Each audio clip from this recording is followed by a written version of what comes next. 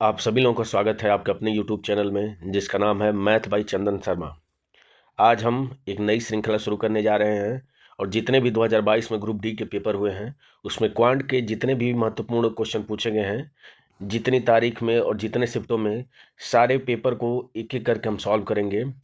तो आज स्टार्ट करते हैं पहला पेपर, जो कि 17 अगस्त 2022 को हुआ था। तो चलिए बिना किसी देरी के हम स्टार्ट करते हैं। पहला क्वेश्चन कह रहा है कि दो व्यक्तियों की आयु में 30 वर्ष का अंतर है। यदि 5 वर्ष पहले बड़े व्यक्ति की आयु छोटे व्यक्ति की आय के 3 गुनी थी, तो पूछ रहा है आपसे छोटे व्यक्ति की जो वर्तमान आयु है वो कितनी है, वो आपसे पूछ रहा है। ठीक है, तो देखिए इसको करने के दो तरीके होते हैं। मैं दोनों तरीके बताऊंगा। पहला तरीका जो बेसिक अप्रोच होता है उसको बताता हूँ, और फिर उसके बाद से मैं बताऊंगा कि दूसरा तरीका क्या हो सकता है। तो मैं मान लेता हूँ कि छोटे व्यक्ति की जो पूछ रहा है उसको आप मान लीजिए कि छोटे व्यक्ति की वर्तमान आयु पूछ रहा है, तो आप मान लीजिए कि छोटे व्यक्ति की वर्तमान आयु क्या है, एक्स है। ठीक है, तो आपसे कह रहा है कि 5 वर्ष पहले बड़े व्यक्ति की आयु छोटे वर्ष व्यक्ति की आयु की 3 गुनी थी। तो 5 वर्ष पहले मैं मान ले रहा हूँ कि छोटे व्यक्ति की आयु क्या है, आपकी एक्स है। तो बड़े व्यक्ति की आयु क्या हो जाएगी, आपकी 3 गुनी थी, तो क्या हो जाएगी, आपकी 3x हो जाएगी। ठीक है, ये 5 वर्ष पहले की। और कह रहा है कि अभी में जो उनके बीच की आयु में अंतर है वो 30 वर्ष का है। तो देखिए 5 वर्ष पहले बड़े व्यक्ति की आयु ये थी और छोटे व्यक्ति की आयु ये थी, तो अब जो होगी वो क्या हो जाएगा, दोनों में 5 जुड़ जाएगा। तो ये अब उसकी छोटे व्यक्ति की वर्तमान आयु हो जाएगी, और ये क्या हो जाएगा आपका, इसमें 5 जुड़ जाएगा, यानी कि 3x + 5, ये क्या हो जाएगा, बड़े व्यक्ति की अभी यानी वर्तमान में आयु ये हो जाएगी। और इनके बीच का अंतर जो दिया है वो कितना दिया है, वो दिया है आपका 30 दिया है, 30 वर्ष। तो बस इसको सॉल्व कर लीजिए। तो ये बड़े में से क्या करेंगे, छोटा वाला घटा देंगे। तो 3x में से x घटाएंगे, कितने x बचेगा, 2x बचेगा। और 5 से 5 क्या हो जाएगा, कैंसिल हो जाएगा, घटाएंगे तो 2x की वैल्यू क्या निकल के आ जाएगी, आपको 30 निकल के आ जाएगी। तो यहाँ से x की वैल्यू क्या निकल के आ जाएगी, 15।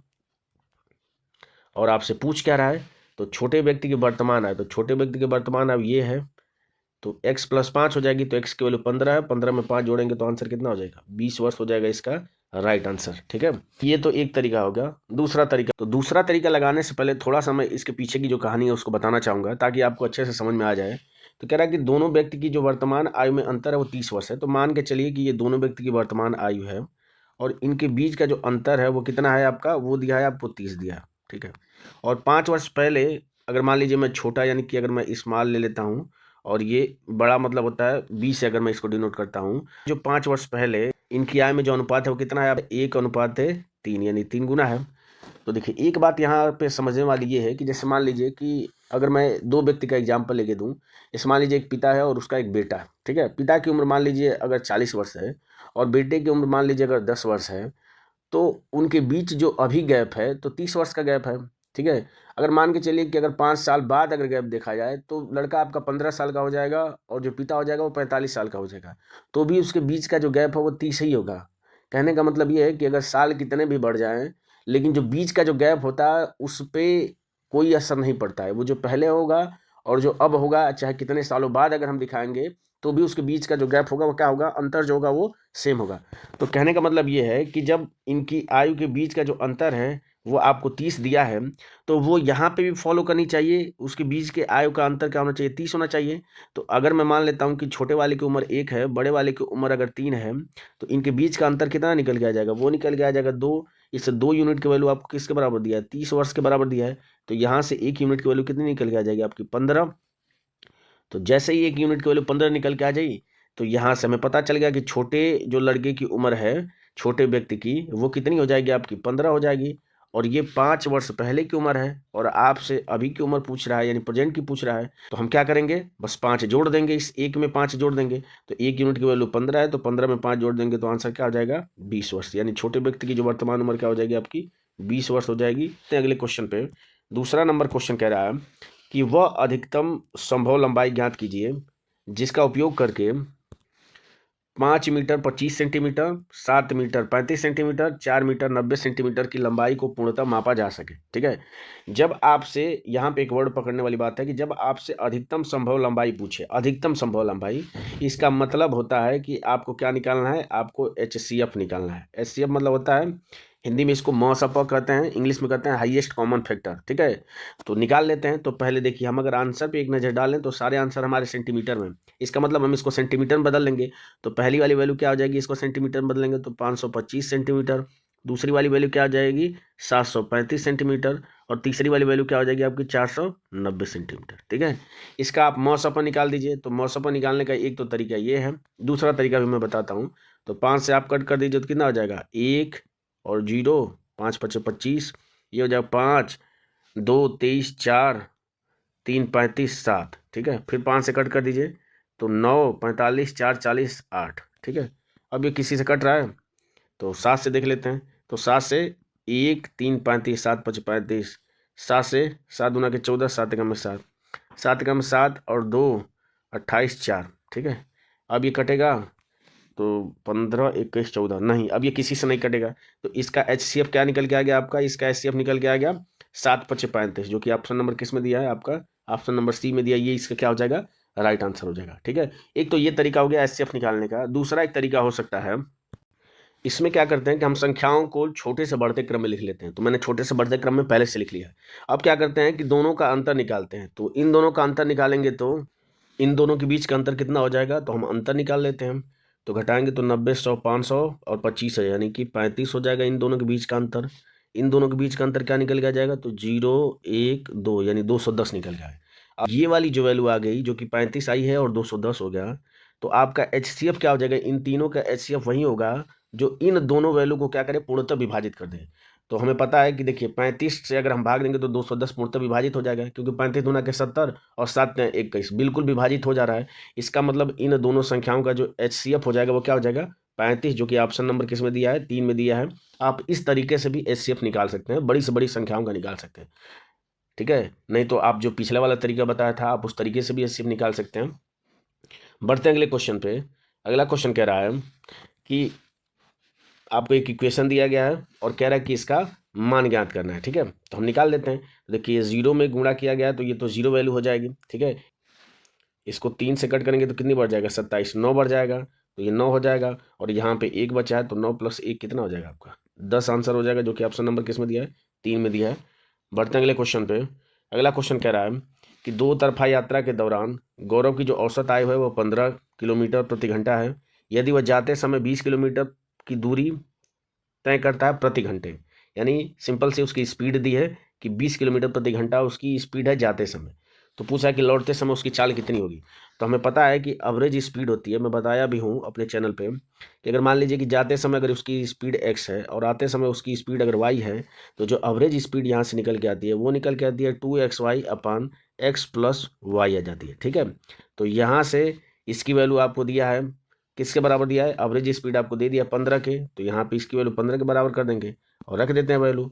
तो 2 × x की वैल्यू आपको दिया है 20, 20 रख देंगे, और y की वैल्यू आपसे पूछ रहा है तो इंटू y डिवाइडेड बाई क्या हो जाएगा 20 और प्लस कितना हो जाएगा आपका y। बस यहाँ से y की वैल्यू फाइंड आउट कर लेंगे। तो 5 से कट करेंगे तो 3 बार, 5 से कट करेंगे तो 4 बार, और ये हो जाएगा इसे 3 का इधर गुणा करेंगे तो 20 3 60 और प्लस कितना हो जाएगा 3y इक्वल टू कितना हो जाएगा 4 दूना के 8y हो जाएगा ये। तो यहाँ से 3y अगर घटा देंगे 8y में से कितना बचेगा 5y, और 5y की वैल्यू किसके बराबर हो जाएगी 60 के।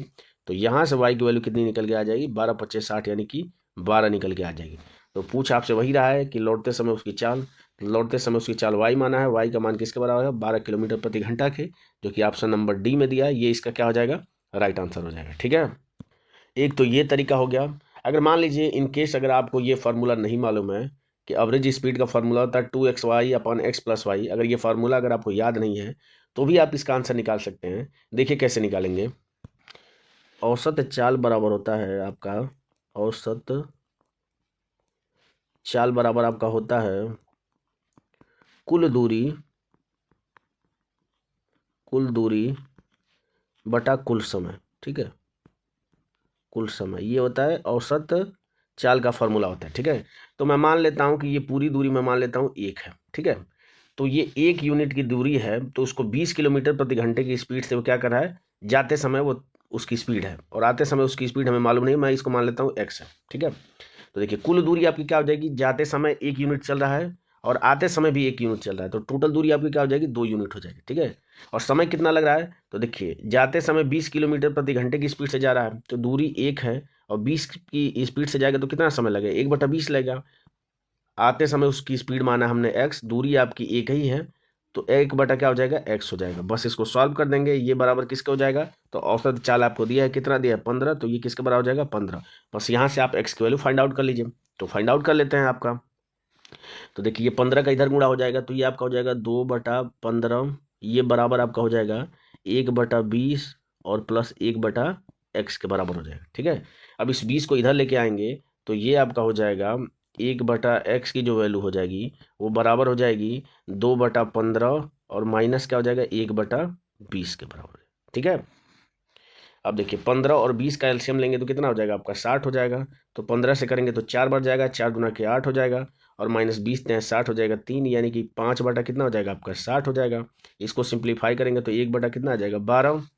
यहाँ से 1/x की वैल्यू क्या निकल के आ गई, वो निकल के आ गई आपको 1/12। तो 1/x बराबर अगर निकल के आ गया है 1/12, तो यहाँ से x बराबर 12 आ जाएगा। और यही आपसे क्या कर रहा था, पूछ रहा था, जो कि ऑप्शन नंबर किस में दिया है, जो चौथा ऑप्शन है उसमें 12 किलोमीटर प्रति घंटा दिया है। तो ये इसका क्या हो जाएगा, राइट आंसर हो जाएगा। ठीक है, तो मैंने 2 तरीके बता दिए, आप दोनों तरीके से इसका आंसर निकाल सकते हैं। बढ़ते हैं अगले क्वेश्चन पे। क्वेश्चन नंबर 5 कह रहा है कि दिया आपको यदि x plus y plus z बराबर 11 दिया है, x y plus y z plus z x बराबर 42 दिया है, तो आपसे पूछा है x square plus y square plus z square का मान पूछ रहा है। मैं इस तरह के क्वेश्चन करा चुका हूँ, उसमें मैंने बताया है कि अगर आपके चर दिए गए समीकरण से अगर अधिक हैं, इसका मतलब क्या है कि नंबर ऑफ वेरिएबल अगर नंबर ऑफ इक्वेशन से अधिक हैं, तो उस कंडीशन में किसी भी वैल्यू को हम अपनी तरफ से कुछ भी मान सकते हैं। देखिए यहाँ पे एक्स वाई जेड 3 चर हैं और इक्वेशन कितनी है 2 हैं, यानी कि जेड को मैं अपनी तरफ से कुछ भी मान सकता हूँ। तो मैं मान लेता हूँ कि जेड की वैल्यू 0 है, तो जैसे ही 0 मानूंगा तो एक्स प्लस वाई यहाँ से क्या निकल के आ जाएगा, तो वो निकल के आ जाएगा आपका 11। ठीक है, यहाँ अब इस इक्वेशन में अगर जेड की वैल्यू अगर 0 रखेंगे तो ये क्या हो जाएगा आपका, ये हो जाएगा एक्स वाई बराबर क्या हो जाएगा आपका 42 हो जाएगा। ठीक है, और यहाँ पे 0 रखेंगे तो आपको फाइंड आउट किसकी वैल्यू करनी है, तो वो फाइंड आउट करनी है x square plus y square की वैल्यू आपको फाइंड आउट करनी है। ठीक है, क्योंकि हमने जेड की वैल्यू 0 रखा है तो जेड स्क्वायर आपका क्या हो जाएगा 0 हो जाएगा। ठीक है, तो फाइंड आउट कर लेते हैं वैल्यू। तो हमें पता है इसके लिए डायरेक्ट फार्मूला होता है, तो x square plus y square ये बराबर आपका हो जाएगा एक्स प्लस वाई का होल स्क्वायर और माइनस किसके बराबर हो जाएगा 2xy कर देंगे तो x square plus y square बराबर हो जाएगा। वैल्यू आप रख दीजिए, तो x प्लस वाई की वैल्यू है 11, 11 का स्क्वायर करेंगे 121 हो जाएगा, माइनस 2 गुणे एक्स वाई की वैल्यू कितनी है 42, तो 42 रख दीजिए। तो कितना हो जाएगा 121 और माइनस 42 दूना कितना हो जाएगा 84, घटा देंगे तो 11 में से 4 7 हो जाएगा, और 11 8 3 11 37। इसका आंसर क्या हो जाएगा आपका 37, जो कि ऑप्शन नंबर किस में दिया है, बी में दिया है। ये इसका क्या हो जाएगा करेक्ट आंसर हो जाएगा। ठीक है, बढ़ते हैं अगले क्वेश्चन पे। अगला क्वेश्चन कह रहा है कि पी और क्यू अकेले कार्य को क्रमशः 9 दिन में और 12 दिन में पूरा कर सकते हैं। ठीक है, तो पी कितने दिन में कर दे रहा है 9 दिन में, और क्यू कितने दिन में कर रहा है 12 दिन में।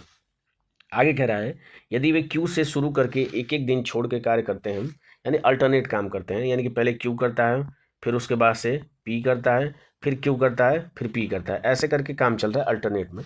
तो पूछ क्या रहा है आपसे कि कार्य कितने दिन में पूरा हो जाएगा। ठीक है, दोनों का एलसीएम निकाल देते हैं, तो 9 और 12 का एलसीएम कितना हो जाएगा आपका 36 हो जाएगा।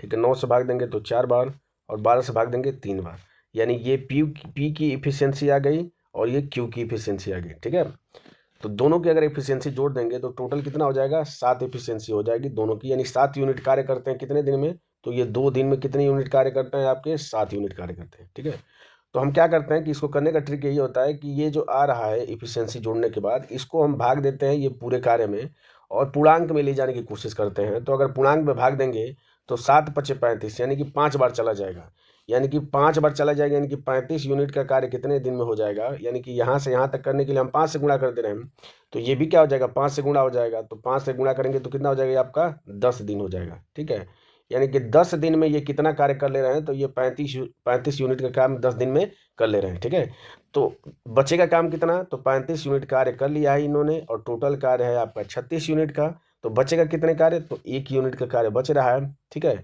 और देखिए अगर आपका ये सम है, यानी कि दिन की संख्या अगर सम में है, इसका मतलब कार्य किस पे समाप्त होगा, तो पी पे समाप्त होगा, क्योंकि क्यू शुरू कर रहा है तो क्यू क्या कर रहा है पहले दिन क्या होगा, तो दूसरा दिन, यानी कि दूसरा यानी कि इवन है, तो जब इवन है उस दिन पी किया होगा।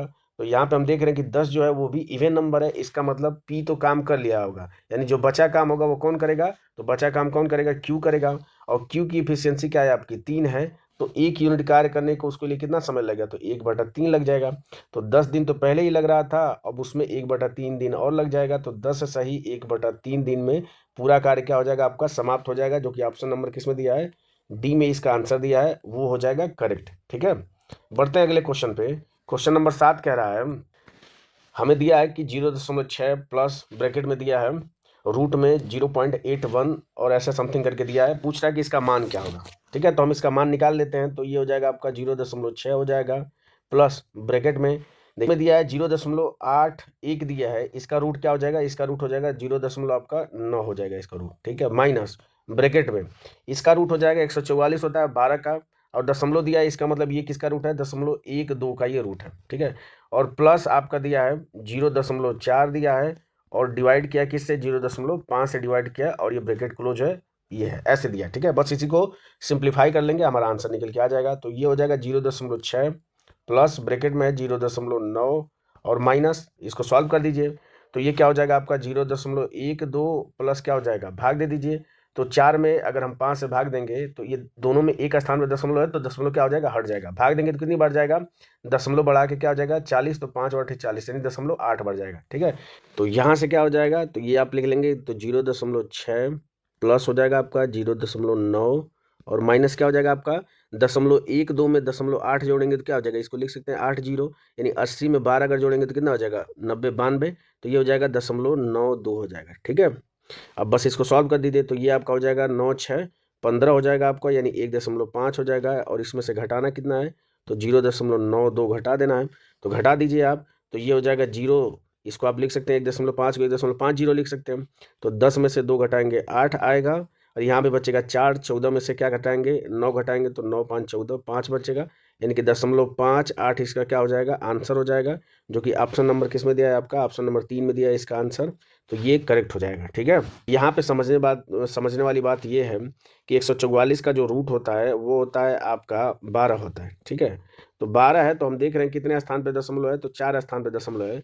इसका मतलब जो हमारा आंसर आना चाहिए 0.12 आना चाहिए, यानी इसका रूट लेंगे तो 0.12 होगा, तभी जब इसका 2 बार गुणा करेंगे तो 4 स्थान पे दशमलव लगेगा, तो इसीलिए हमने क्या लिखा है 0.12 इसको लिखा है। ठीक है, चलिए बढ़ते हैं अगले क्वेश्चन पे। क्वेश्चन नंबर 8 कह रहा है कि आपको समीकरण दिया है ax² plus x plus B बराबर 0 के मूल बराबर हैं, तो निम्नलिखित में से कौन सा कथन सत्य है, ये आपसे पूछ रहा है। ठीक है, देखिए ये एक द्विघात समीकरण है, और हमने पढ़ा भी है कि ax² प्लस bx और प्लस c बराबर 0 इसके फॉर्म में अगर हो तो उसको हम द्विघात समीकरण बोलते हैं। ठीक है, अब अगर आपके मूल अगर बराबर हैं तो इसका मतलब होता है b² बराबर किसके होता है, आपके 4ac के बराबर होता है। ठीक है, ये आपका कंडीशन होती है अगर मूल बराबर है तो b² क्या है, यानी कि x का जो कोफिशिएंट है वो क्या है आपका b है।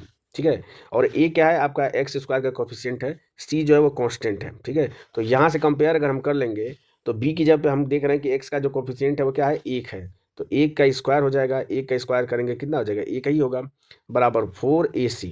तो a की जगह a मतलब x² का कोफिशिएंट, तो x² का कोफिशिएंट यहाँ पे a है, तो क्या हो जाएगा a इंटू c की जगह पे क्या है, तो c की जगह पे कांस्टेंट यानी कि b है, तो b रख देंगे।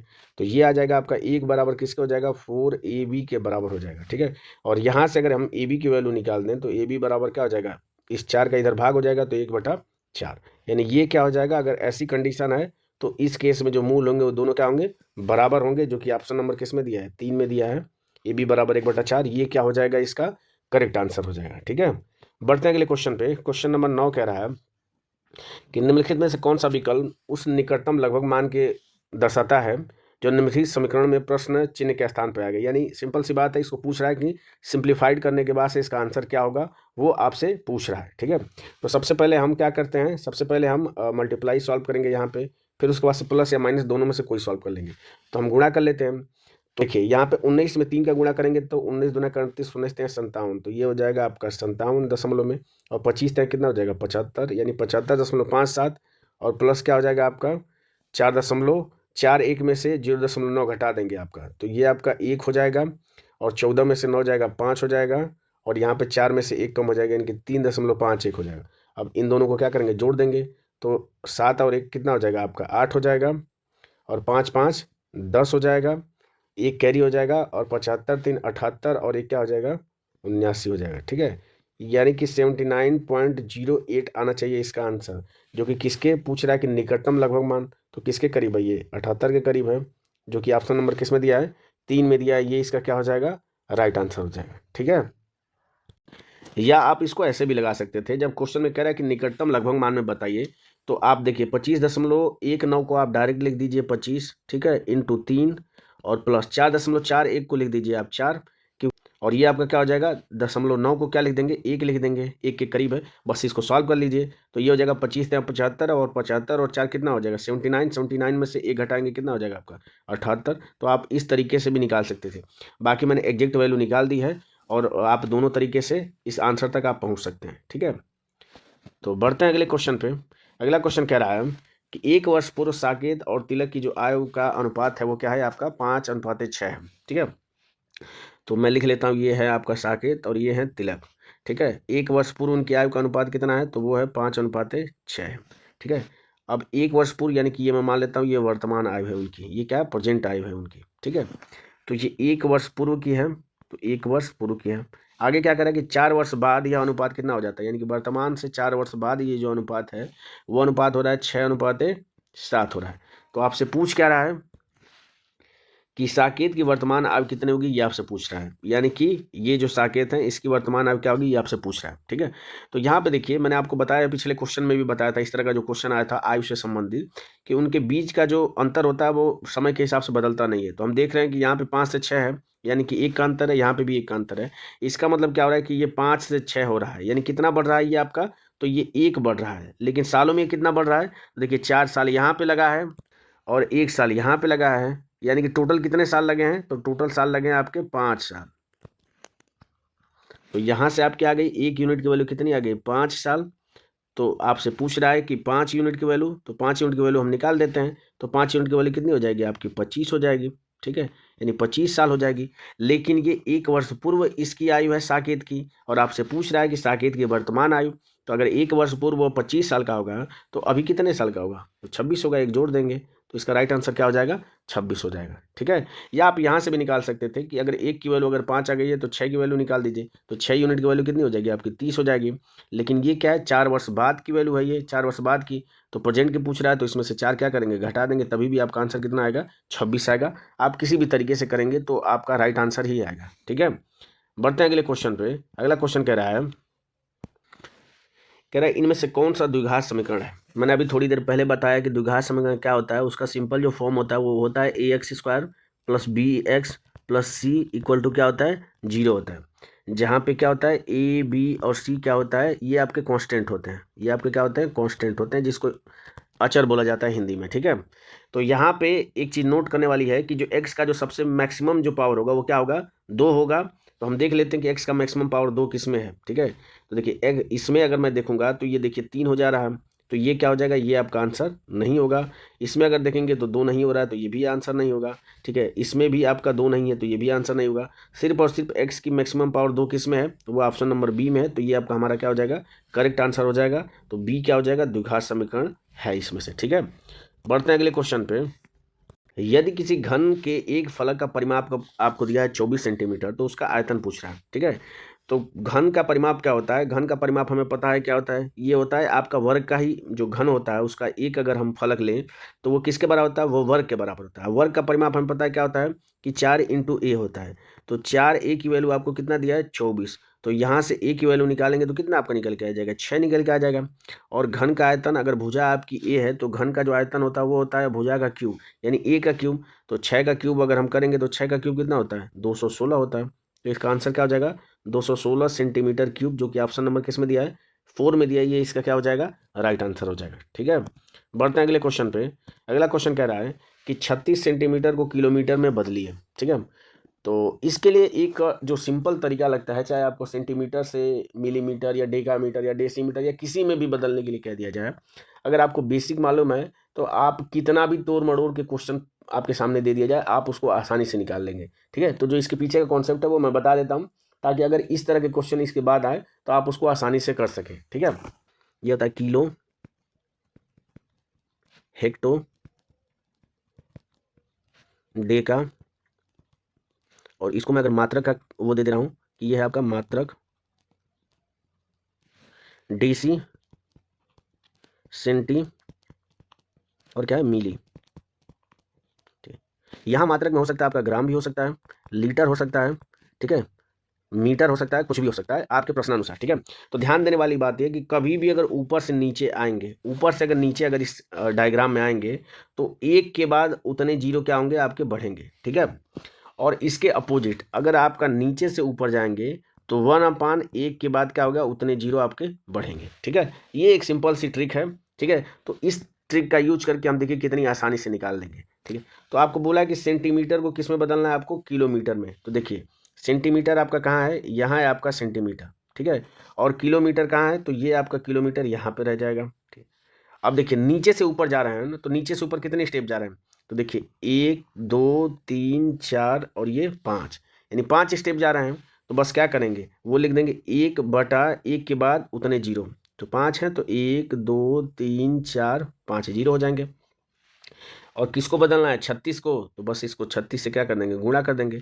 इसको सिंप्लीफाई करेंगे तो क्या हो जाएगा, ऊपर आपका 36 हो जाएगा, और ये 3 2 5 जीरो है तो भाग देंगे, तो 5 स्थान पे दशमलव लगा देंगे, तो क्या हो जाएगा 5 स्थान पे ये दशमलव लग जाएगा, तो ये हो जाएगा 0.0003 ये क्या हो जाएगा आपको किलोमीटर हो जाएगा, जो कि ऑप्शन नंबर किस में दिया है, चौथा में दिया है। ये इसका क्या हो जाएगा, राइट आंसर हो जाएगा। ठीक है, यहाँ पे समझने वाली बात यही थी कि किलो, हेक्टो, डेका और मात्रक में आपका ग्राम आ जाएगा, तो बस यहाँ पे क्या हो जाएगा, किलोग्राम हो जाएगा, हेक्टोग्राम हो जाएगा, डेकाग्राम हो जाएगा, डेसीग्राम हो जाएगा, सेंटी और मिलीग्राम। लीटर आ जाएगा तो kilo litre, hecto litre, Deka litre, ऐसे करके। ठीक है, तो इस चार्ट के माध्यम से अगर आपसे कुछ भी पूछे, डेसी को अगर डेका में बदलने के लिए पूछे या मीटर को सेंटीमीटर में, कुछ भी पूछ दे, आप इससे आसानी से बता सकते हैं। ठीक है, बढ़ते हैं अगले क्वेश्चन पे। क्वेश्चन नंबर 14 कह रहा है कि साइन थीटा को कॉट थीटा के पदों में व्यक्त करना है, जहाँ पे थीटा क्या है, न्यून कोण है। अगर हम कॉट थीटा को अगर ध्यान दें तो हमने कॉट थीटा के लिए एक फॉर्मूला पढ़ा है कि 1 + कॉट स्क्वायर थीटा, ये होता है किसके बराबर होता है, कोसेक स्क्वायर थीटा के बराबर होता है। कोसेक स्क्वायर थीटा के क्या होता है, बराबर होता है। ठीक है, तो यहाँ से अगर हम कोसेक थीटा अगर हम निकाल दें तो ये आपका क्या हो जाएगा, कोसेक थीटा जो होगा, तो जब स्क्वायर हटाएंगे तो इधर आएगा तो क्या हो जाएगा, रूट हो जाएगा, तो 1 + क्या हो जाएगा आपका कॉट स्क्वायर थीटा हो जाएगा। अब एक चीज़ हमने और पढ़ा है कि जो साइन थीटा होता है वो क्या होता है, 1/, क्या होता है, कोसेक थीटा के बराबर होता है। तो यहाँ से अगर हम कोसेक थीटा निकालें तो इसको मैं लिख सकता हूँ रूट में 1 + कॉट स्क्वायर थीटा, ये आपका किसके बराबर हो जाएगा, ये हो जाएगा 1/, साइन थीटा के बराबर हो जाएगा। ठीक है, अब साइन थीटा की वैल्यू आपको पूछ रहा है, तो जब साइन थीटा जाएगा तो ये 1/, कॉट किस में आ जाएगा, नीचे आ जाएगा। तो यहाँ से आपका साइन थीटा क्या निकल के आ जाएगा, साइन थीटा बराबर हो जाएगा 1/√1 + कॉट स्क्वायर थीटा हो जाएगा, जो कि ऑप्शन नंबर किस में दिया है, दूसरे में दिया है। ये इसका क्या हो जाएगा, राइट आंसर हो जाएगा। हमने साइन थीटा को किस में बदल दिया है, कॉट थीटा के पदों में बदल दिया है। बढ़ते हैं अगले क्वेश्चन पे। अगला क्वेश्चन कह रहा है, 15 नंबर क्वेश्चन कह रहा है कि आपको एक डायग्राम दिया है, और डायग्राम में कह रहा है कि एक समांतर चतुर्भुज है जिसके दो विकर्ण क्या है, AC और BD हैं, O पे उनको प्रतिच्छेदित करते हैं। आपको उनकी लंबाई दे दिया गया है और आपसे पूछ रहा है, क्या पूछ रहा है कि x का मान आपसे पूछ रहा है। ठीक है, तो समांतर चतुर्भुज की एक खासियत होती है कि जो इसके विकर्ण होते हैं वो एक दूसरे को क्या करते हैं, समद्विभाजित करते हैं। समद्विभाजित करने का मतलब क्या हो जाएगा कि यानी कि जो OD की जो लंबाई होगी वो बराबर किसके हो जाएगी, OB की लंबाई के बराबर हो जाएगी, और जो AO की जो लंबाई होगी वो किसके बराबर हो जाएगी, OC के बराबर हो जाएगी। इसके कहने का मतलब ये हो गया। तो यहाँ से हम क्या करते हैं, पहले इस वाले इक्वेशन को सॉल्व कर लेते हैं। तो OD की वैल्यू कितनी है आपकी, 3y है, इसको हम किसके बराबर कर देंगे, y + 2 के बराबर कर देंगे। तो यहाँ से सॉल्व करेंगे तो y की वैल्यू क्या निकल के आ जाएगी आपकी, 1 निकल के आ जाएगी। ठीक है, y की वैल्यू 1 निकल के आ जाएगी। अब यहाँ पे अगर हम रख देंगे तो ये क्या हो जाएगा, x + 3 जो होगा वो बराबर किसके हो जाएगा, 2x + y के हो जाएगा। तो इधर आएगा आपका, तो x की वैल्यू क्या निकल के आ जाएगी, वो निकल गया 3 - y निकल के आ जाएगी, और y की वैल्यू 1 रखेंगे तो x बराबर कितना निकल के आ जाएगा, 2। तो पूछ आपसे रहा है x का मान कितना होगा, तो इसका 2 क्या हो जाएगा, करेक्ट आंसर हो जाएगा, जो कि ऑप्शन नंबर किस में दिया है, 4 में दिया है। ठीक है, बढ़ते हैं अगले क्वेश्चन पे। अगला क्वेश्चन कह रहा है कि एक त्रिभुज में है, यदि कोण A 40 अंश है, कोण B 70 अंश है, तो आपसे A जो बहिष्य कोण का मान पूछ रहा है, यानी तो A का जो बहिष्य कोण होगा उसका मान आपसे पूछ रहा है। तो देखिए मैंने चित्र बना लिया है, ये मान लीजिए A है, ये B है और ये आपका C है। इस कोण का मान आपको दिया है 70 अंश, इस कोण A का मान आपको दिया है 40 अंश। तो पूछ रहा बहिष्य कोण। बहिष्य कोण क्या होता है कि बस इस वाली भुजा को अगर ऐसे बढ़ा दिया जाए तो पास वाली भुजा के साथ ये जो कोण बनाती है इसको क्या बोलेंगे, बहिष्य कोण। ठीक है, तो हम देख रहे हैं कि हमें पता है कि एक सीधी रेखा पे एक तरह कितने अंश का कोण बनता है, तो वो बनता है 180 अंश का कोण बनता है। अगर ये आपका 40 है तो ये क्या हो जाएगा, 180 माइनस क्या हो जाएगा, ये 180 माइनस 40 हो जाएगा, और 180 में से 40 घटाएंगे तो आंसर कितना निकल के आ जाएगा, 140 निकल के आ जाएगा। और यही पूछ रहा है कि ए का बहिष्य कोण, तो इस ए कोण का बहिष्य कोण क्या हो जाएगा, ये वाला जो कोण होगा उस ए का बहिष्य कोण होगा, तो इसका आंसर क्या हो जाएगा, 140 हो जाएगा। ठीक है, बढ़ते हैं अगले क्वेश्चन पे। क्वेश्चन नंबर 17 कह रहा है कि यदि किसी वस्तु का क्रय मूल्य आपको 2500 रुपये है और विक्रय मूल्य है 2375 यानी कम रुपये में बेच रहा है, तो आपसे पूछा है कि प्रतिशत हानि कितनी होगी। हमें पता है कि हानि बराबर क्या होता है, अगर हानि को एल से करूँ, लॉस बराबर जो होता है तो ये होता है CP माइनस SP। ठीक है, क्रय मूल्य माइनस विक्रय मूल्य। तो यहाँ से अगर हम निकाल देंगे तो क्रय मूल्य आपका कितना है, 2500 है, और विक्रय मूल्य कितना है, 2375 है।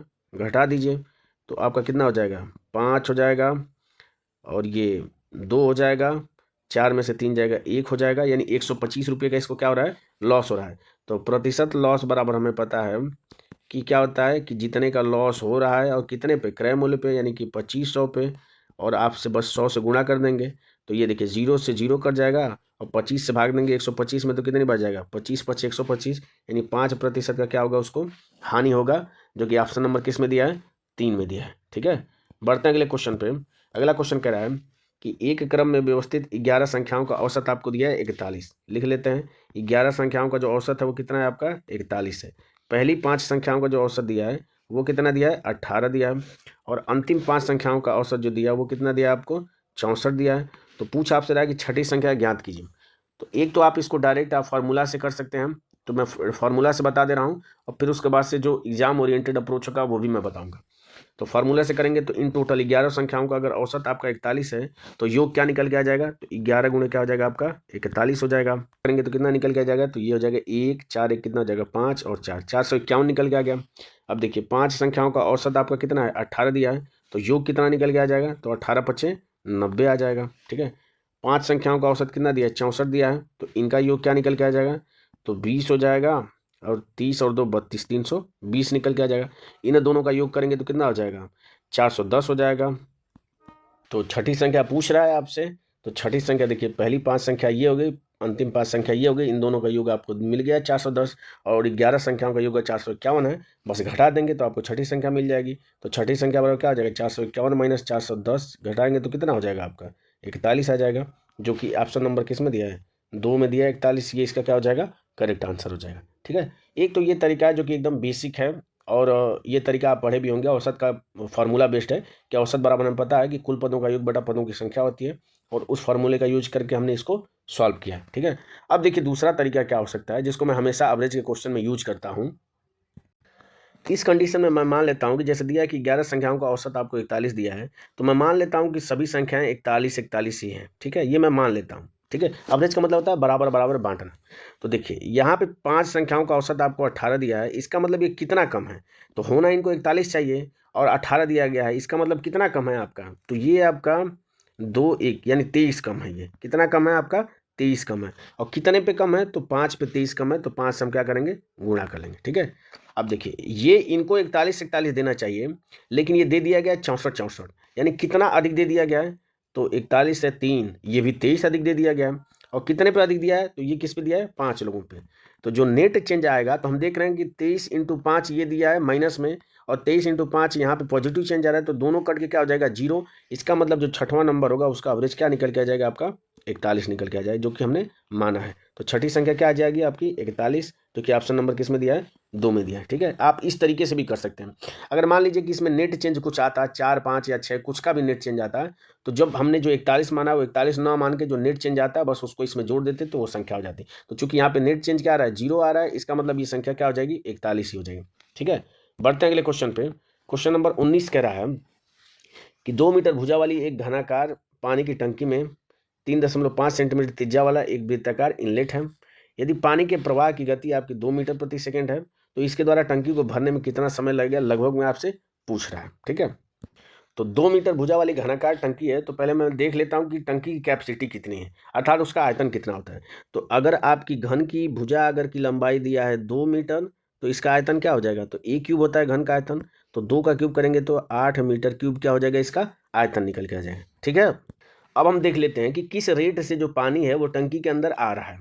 तो देखिए, अगर मान लीजिए ये पाइप है, वृत्ताकार पाइप है मान लीजिए, तो किस रेट से आ रहा है, अगर हम इस रेट को निकालना चाहें तो जो पानी की गति है, जो प्रवाह की गति है, उससे और इस पाइप के जो मुख का जो क्षेत्रफल है जो कि वृत्ताकार है, अगर इन दोनों का गुणा कर दें तो इसका रेट निकल के आ जाएगा कि किस रेट से पानी क्या हो रहा है, उस टंकी के अंदर भर रहा है। तो हम निकाल लेते हैं। तो हमें दिया है कि जो हमें यहाँ से त्रिज्या आर का मान क्या पता चल गया कि 3.5 सेंटीमीटर है।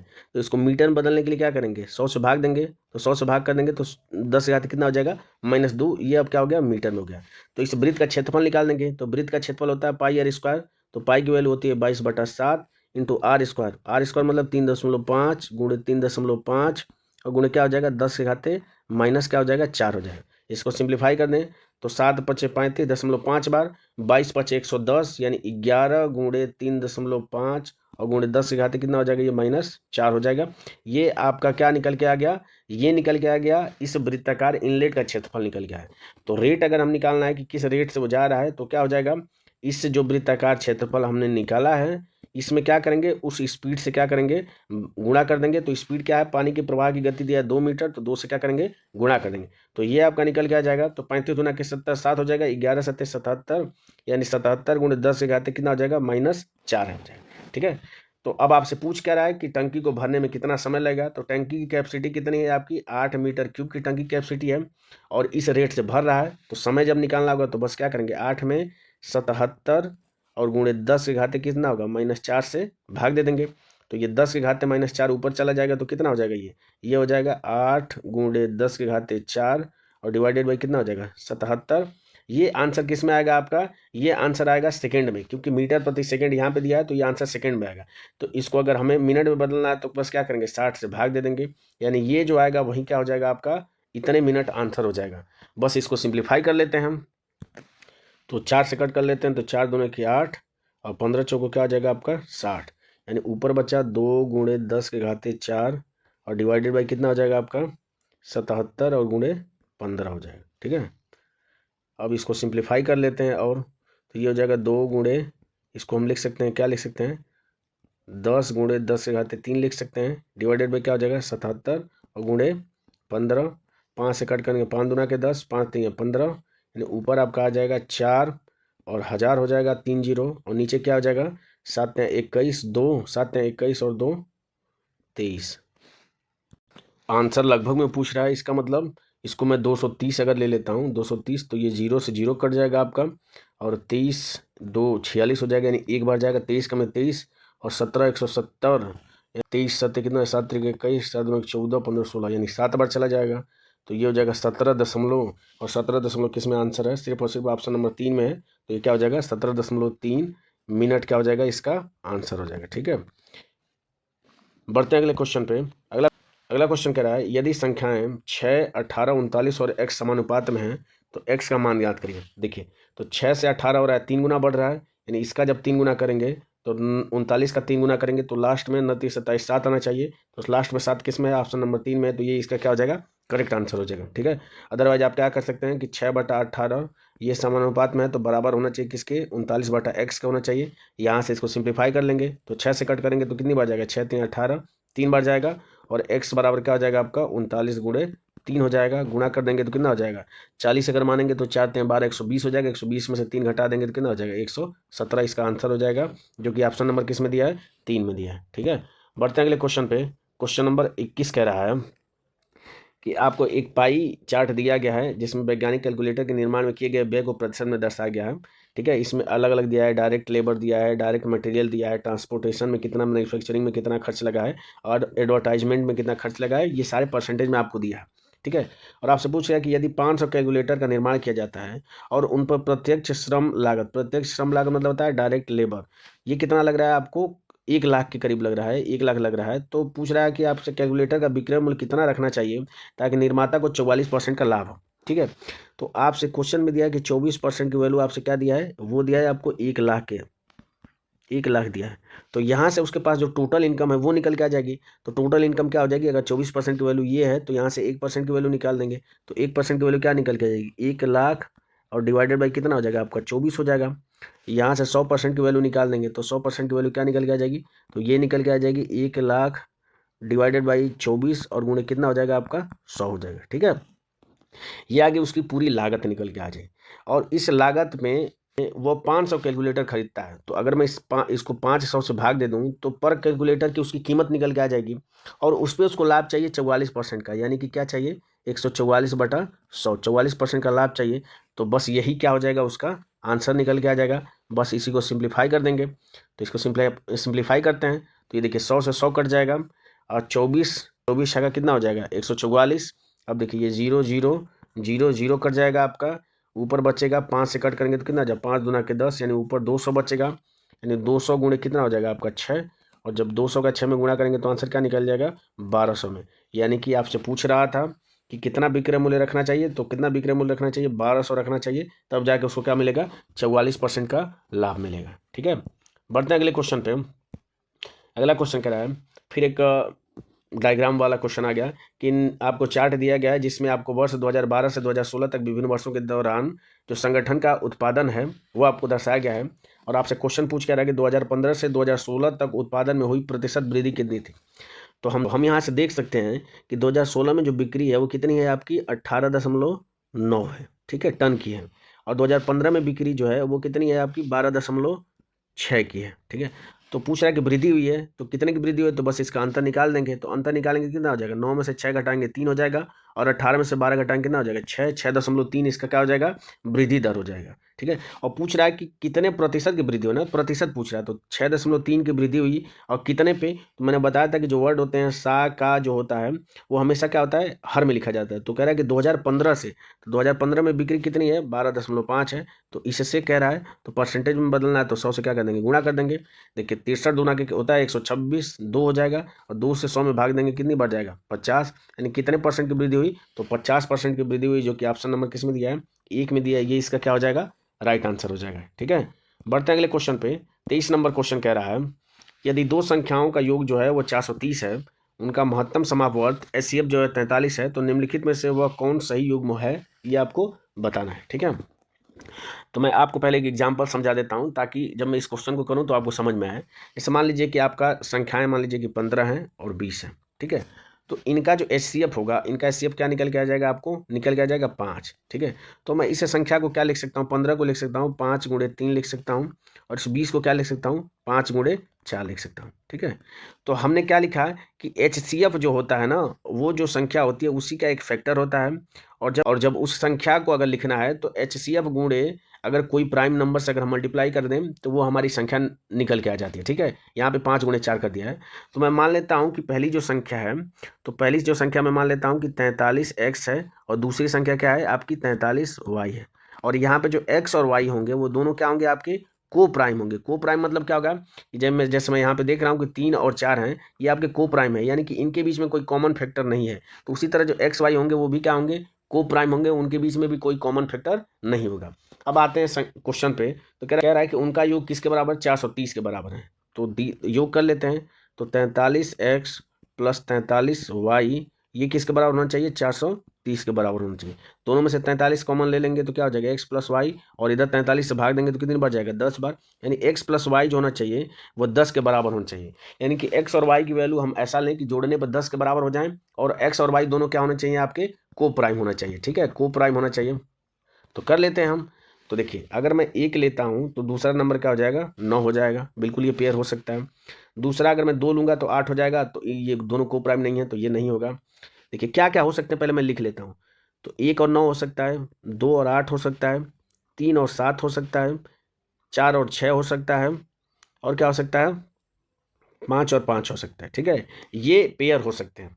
तो देखिए 2 और 8 ये दोनों को प्राइम नहीं है तो ये आंसर नहीं होगा। 4 और 6 ये भी दोनों को प्राइम नंबर है तो ये भी नहीं होगा। ये दोनों बराबर हो गए तो ये भी नहीं होगा। यानी हमारा या तो पहला हो सकता है या तो दूसरा वाला पेयर हो सकता है। ठीक है, अगर मैं पहला करूं तो पहली संख्या आपकी क्या हो जाएगी 43 हो जाएगी, लेकिन अगर हम ऑप्शन पे अगर एक नज़र डालें तो कहीं भी 43 नहीं हो, यानी कि ये वाला पेयर तो यहाँ पे नहीं होगा इस क्वेश्चन के लिए पर्टिकुलर। यानी कि हमारा पेयर कौन सा निकल के आ जाएगा 3,7 का पेयर निकल के आ जाएगा। और जब x की वैल्यू की जगह पे 3 रखेंगे तो पहली संख्या क्या हो जाएगी 43 गुणे 3 हो जाएगी, यानी कि 9 4 3 12, यानी 129 हो जाएगी। और हम देख रहे हैं कि 129 किस में है ऑप्शन नंबर 4 में है, तो ये इसका क्या हो जाएगा, राइट आंसर हो जाएगा। और अगर दूसरी नंबर अगर आप निकालना चाहें तो 43 और गुणे कितना हो जाएगा आपका 7 हो जाएगा। तो 7 से गुणा करेंगे तो कितना हो जाएगा 21, 2 28 और 2 30 यानी 301 हो जाएगा। तो ये इसका क्या हो जाएगा, राइट आंसर हो जाएगा। बढ़ते हैं अगले क्वेश्चन पे। क्वेश्चन नंबर 24 कह रहा है कि 2000 की राशि है, उस पर 8.25% वार्षिक दर से 7 फरवरी 2022 से 20 अप्रैल 2022 तक की अवधि के लिए साधारण ब्याज आपको ज्ञात करना है, पूछ रहा है। इस तरह के क्वेश्चन मैं अपने चैनल पे करा चुका हूं, तो हम लिख लेते हैं। साधारण ब्याज बराबर होता है SI बराबर होता है सिंपल इंटरेस्ट बराबर होता है मूलधन है आपका 2000 रुपया, दर है आपकी कितनी है 8.25 है, और डिवाइडेड बाई क्या हो जाएगा 100 इंटू समय। अब समय हम निकाल लेते हैं। तो 7 फरवरी से यहाँ पे 2022 लिखा है ना, तो यानी कि फरवरी जो होगी वो क्या होगी, साधारण वर्ष की होगी, क्योंकि 2022 आपका क्या है, साधारण वर्ष है। अगर आपकी फरवरी साधारण वर्ष की है, इसका मतलब फरवरी 28 की होगी। तो 7 फरवरी से अगर 28 फरवरी तक अगर दिनों की संख्या काउंट करें तो ये आपके कितने दिन हो जाएंगे, 22 दिन हो जाएंगे। उसके बाद से आपका आता है मार्च कितने का होगा, 31 का होगा। और फिर अप्रैल में कितने तक का है, 20 अप्रैल तक। यानी इन सबको अगर हम जोड़ लेंगे तो 30 20 50 60 70 और 3 73, यानी कि 73 दिन आपके आ जाते हैं इसमें, ठीक है। तो यहाँ से समय लिख देंगे तो कितना हो जाएगा ऊपर 73, और टोटल इसमें दिनों की संख्या कितनी हो जाएगी 365। तो 73 बटा क्या हो जाएगा 365। बस इसी को क्या करना, हमें सॉल्व कर लेना, और वो हमारा क्या निकल के आ जाएगा, साधारण ब्याज निकल के आ जाएगा। तो सॉल्व करते हैं तो ये आपका 0 से 0 कट जाएगा, आपका 5 से कट करेंगे तो ये 5 चौको 20 हो जाएगा, 5 से कट करेंगे तो 5 7 35, 5 3 15, 73 बढ़ जाएगा, 73 से 73 कट जाएगा, यानी कि SI यानी सिंपल इंटरेस्ट बराबर क्या निकल के आ जाएगा, तो 4 गुणे 8.25, ठीक है।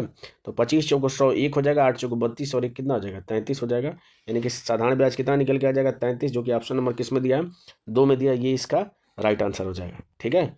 बढ़ते हैं अगले क्वेश्चन पे। 25 नंबर क्वेश्चन कह रहा है 20 महिलाएं एक कार्य को 15 दिन में पूरा कर सकती हैं।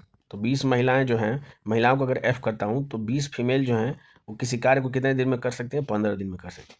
आगे कह रहा है कि 16 जो पुरुष हैं उसी कार्य को 15 दिन में कर देते हैं। तो उसी कार्य को जो 16 पुरुष हैं यानी कि मेल हैं कितने दिन में कर देते हैं, 15 दिन में। और आपसे पूछ कह रहा है कि एक पुरुष और एक महिला की जो कार्य कुशलता यानी इफिशियंसी का रेशियो आपसे पूछ रहा है। तो बस इसको सिंप्लीफाई कर दीजिए। तो ये देखिए 15 से 15 कट जाएगा, इसको 4 से कट कर देंगे तो 4 चौको 16, 4 5 कितना आ जाएगा 20, यानी कि 5 फीमेल बराबर किसके हो जाएगा 4 मेल के। यहाँ से मेल बटा फीमेल का जो रेशियो निकल के आ जाएगा वो कितना आ जाएगा 5/4 निकल के आ जाएगा। और यही आपसे क्या पूछ रहा है कि एक पुरुष और एक महिला की कार्य कुशलता, तो अनुपात क्या हो जाएगा 5:4, जो कि ऑप्शन नंबर किस में दिया है 1 में दिया है, ये इसका क्या हो जाएगा राइट आंसर हो जाएगा, ठीक है। बढ़ते हैं अगले क्वेश्चन पे। क्वेश्चन नंबर 26 कह रहा है कि जान ने एक लैपटॉप उसके अंकित मूल्य पर 25% की छूट पे खरीदा, ठीक है। यदि उसने लैपटॉप के लिए इतना रुपए का भुगतान किया हो तो उसका अंकित मूल्य क्या होगा, ये आपसे पूछ रहा है। तो 25% की छूट पे खरीदा, इसका मतलब कितने पे खरीदा होगा 75% में खरीदा होगा। और इस 75% की वैल्यू कितना दिया है 28,473 दिया है। और आपसे पूछ क्या रहा है कि अंकित मूल्य यानी कि 100% की वैल्यू पूछ रहा है। 1% की वैल्यू क्या निकल के आ जाएगी, वो निकल के आ जाएगी 28,473 डिवाइडेड बाई कितना आ जाएगा 75। और आपसे 100% की वैल्यू पूछा है तो 100 का गुणा कर दीजिए, तो ये हो जाएगा 28,473 डिवाइडेड बाई 75 और गुणे कितना आ जाएगा आपका 100 हो जाएगा। 25 से कट कर दिया, 25 को 100, 25 यहाँ 75, 3 से कट कर दीजिए तो 3 9 27, 1 14, 3 चौको 12, 2 27, 9 3 का में 3 और गुणे इसमें 4 का गुणा कर देंगे।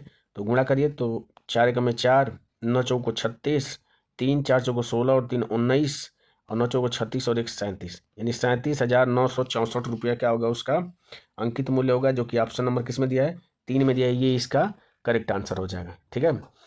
ये तो मैं समझाने के लिए लिखा हूँ। आप डायरेक्ट क्या लिख सकते थे 25% की छूट का मतलब क्या हुआ है कि आपको 3 की वैल्यू दिया है 28,473 आपको दिया है और आपसे 4 की वैल्यू का मान पूछ रहा है। तो 3 से कट कर देंगे तो 9 और 14, 3 चौको 12, 2 27, 3 9 27, 3 का में 3, यानी यहाँ से आपकी 1 यूनिट की वैल्यू आ जाएगी और 4 यूनिट की वैल्यू पूछा है तो बस इसमें 4 से गुणा कर दीजिए तो भी आपका आंसर आ जाएगा। ये मैं समझाने के लिए इतना स्टेप किया हूँ। बाकी अगर जब आपकी प्रैक्टिस हो जाएगी तो आप डायरेक्ट इन सवालों को सेकेंडों में आप बहुत आसानी से कर सकते हैं। बढ़ते हैं अगले क्वेश्चन पे। अगला क्वेश्चन, और ये इस पेपर का लास्ट क्वेश्चन है, ठीक है। और इस तरह से हमने क्वांट के जो ग्रुप डी के 17 अगस्त को पेपर हुआ था उसके 27 महत्वपूर्ण क्वांट के प्रश्न को कर लिए हैं। इस सीरीज को चलाने का मुख्य उद्देश्य ये है कि आने वाली जो ग्रुप डी की परीक्षा है, मेरा मानना है कि किसी चीज़ की तैयारी कर रहे हैं तो जो उसके प्रीवियस ईयर पेपर होते हैं वो उसकी तैयारी में 4 चाँद लगाने का काम करते हैं। यानी कि अगर प्रीवियस ईयर पेपर आपने अच्छे से सॉल्व कर लिया है, तो आपको आने वाले पेपर में बहुत मदद मिलती है। आपको इतनी समझ हो जाती है कि किस टॉपिक का वेटेज कितना है और किस तरीके से क्वेश्चन पूछे जा रहे हैं। तो एक तरफ से आपका माइंडसेट बन जाता है कि हमारी तैयारी अच्छी हो चुकी है, यानी कि हमने कुछ अच्छे से तैयार कर लिया है। तो इसलिए previous year question paper must है, आप उसको करें। और अगर आप इस वीडियो को देख रहे हैं तो आपसे गुजारिश है कि जब भी कोई क्वेश्चन आता है तो आप वीडियो को पॉज करके पहले खुद से ट्राई करिए, और खुद से ट्राई करिए। उसके बाद से जो मेरा अप्रोच है उसको देखिए, और जब आप खुद से करते हैं तो इससे आप सीखते हैं, और इससे क्या होगा, आपके अंदर अगर आप क्वेश्चन को सॉल्व कर लेते हैं तो आपके अंदर एक कॉन्फिडेंस बिल्डअप होगा, और इससे क्या होगी, आपको मदद मिलेगी। चलिए लगाते हैं इस क्वेश्चन को। क्वेश्चन कह रहा है कि श्रीनिवास ने अभी हाल ही में अपने से 4 वर्ष छोटी लड़की से शादी किया। 5 वर्ष बाद उनकी आयु का जो औसत है वो कितना है, 33 वर्ष है।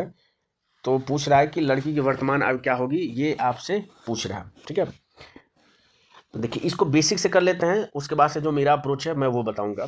तो श्रीनिवास ने क्या किया है कि 4 वर्ष छोटी लड़की से शादी किया है। तो मैं मान लेता हूँ कि जो छोटी लड़की है उसकी उम्र अगर मैं मान लेता हूँ x है, तो श्रीनिवास की उम्र कितनी हो जाएगी, x+4 हो जाएगी, क्योंकि 4 वर्ष श्रीनिवास उससे बड़ा है। 5 वर्ष बाद, तो 5 वर्ष बाद इसकी उम्र कितनी हो जाएगी, x+5 हो जाएगी।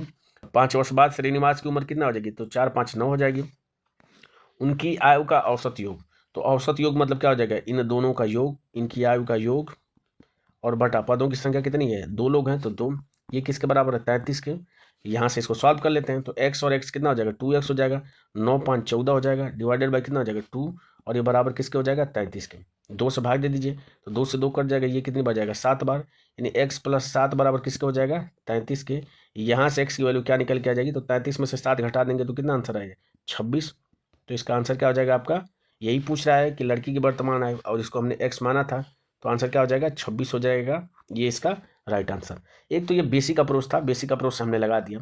अब इसको अगर आप ओरली सोचें तो आप इसको ओरली लगा सकते हैं बिना पेन उठाए। देखिए कैसे, यहाँ पे एक चीज़ दिया कि 5 वर्ष बाद उनकी औसत आयु का जो मतलब औसत आयु है वो 33 है। तो मैं मान लेता हूँ कि 5 वर्ष बाद उनकी औसत आयु 33 है, इसका मतलब दोनों की आयु क्या है, 33 है। तो दोनों को मैंने 33 दे दिया। तो 5 वर्ष बाद है, तो 5 वर्ष पहले इनकी आयु कितनी रहेगी, तो इस 33 में से 5 घटा देंगे, इस 33 में से 5 घटा देंगे। यानी कि कहने का मतलब क्या, कि इनकी 28 रही होगी और इसकी भी क्या रही होगी, 28 रही होगी। ठीक है, ये 5 वर्ष बाद का है और ये 5 वर्ष पहले का, यानी ये वर्तमान का हो गया। ठीक है, अब देखिए, लेकिन क्वेश्चन में क्या कह रहा है कि जो लड़की है वो 4 वर्ष क्या है, उससे छोटी है। तो हमने तो यहाँ पे बराबर बराबर बांट दिया, तो इनके बीच में 4 वर्ष का अंतर करने के लिए क्या करेंगे, इस लड़की में से 2 निकाल के इसको दे देंगे, तो इसके पास कितना हो जाएगा, 30 हो जाएगा। इसका कितना हो जाएगा, 2 घटाएंगे तो 26 हो जाएगा, यानी कि लड़की की उम्र 26 हो जाएगी और श्रीनिवास की उम्र कितनी हो जाएगी, 30 हो जाएगी। तो यहाँ से भी आप इसको ओरली सॉल्व कर सकते थे। ठीक है, यहाँ पे बस थिंकिंग ये होनी चाहिए कि 5 वर्ष बाद उनकी औसत आयु, मतलब हमने बराबर बराबर बांट दिया, 33 और 33 बांट के। तो 5 वर्ष बाद क्या है, तो वर्तमान की क्या हो जाएगी, 5 उसमें से घट जाएगा, तो यानी 28 28 हो जाएगी। लेकिन क्वेश्चन में कह रहा है कि 4 वर्ष छोटी है, तो 4 वर्ष छोटी है, इनके बीच का अंतर 4 होना चाहिए। आप इसको अगर मान लीजिए 26 और 30 नहीं कर पाते हैं तो भी आप इसको कर सकते थे कि 28 28 है, दोनों को बांट दिया है, और 4 वर्ष छोटी होनी चाहिए, यानी कि दोनों का योग अगर हम करेंगे तो 28 गुना कितना हो जाएगा, 56 हो जाएगा। तो 56 योग आ गया, तो इसमें से 4 क्या कर देंगे, हटा देंगे, तो जब 4 हटा देंगे तो कितना बचेगा, 52 बचेगा। अब इस 52 को बराबर बराबर बांट दीजिए, तो 52 को बराबर बांधेंगे तो कितना हो जाएगा, 26 दूना के 52 होता है, तो 26 और ये 26 हो जाएगा, और 4 हमने जो निकाला था वो बड़े वाले को दे देंगे, तो इसे 26 में 4 जोड़ देंगे तो कितना आ जाएगा, श्रीनिवास की उम्र 30 हो जाएगी और इसकी क्या हो जाएगी, आपकी 26 हो जाएगी। आप इस तरीके से भी इसको लगा सकते थे। ठीक है, तो इस तरीके से हमने आज ग्रुप डी के पेपर को सॉल्व किया क्वांट के, और इसी तरह से श्रृंखला ये आगे बढ़ाते रहेंगे। मुझे उम्मीद है कि आपको ये पूरी वीडियो अच्छी लगी होगी। अगर वीडियो पसंद आए तो लाइक ज़रूर करें, इससे मुझे अच्छा लगता है और मुझे इस तरह की वीडियो बनाने के लिए एक तरफ से मोटिवेशन मिलता है। तो आपका एक छोटा सा स्टेप है, तो वीडियो को लाइक ज़रूर करें। अगर आप इस चैनल पर पहली बार विजिट किए हैं तो इसको सब्सक्राइब करना ना भूलें। वीडियो में अंत तक बने रहने के लिए आपका धन्यवाद। हम जितने भी ग्रुप डी के 2022 में पेपर हुए हैं वो सारे पेपर को एक एक करके सॉल्व करेंगे। तो आपके आने वाले ग्रुप डी के पेपर के लिए बहुत महत्वपूर्ण सीरीज होने वाली है, तो इसको देखना मत भूलिएगा। तो मिलते हैं अगले वीडियो में अगले पेपर के साथ, तब तक के लिए जय हिंद और बाय।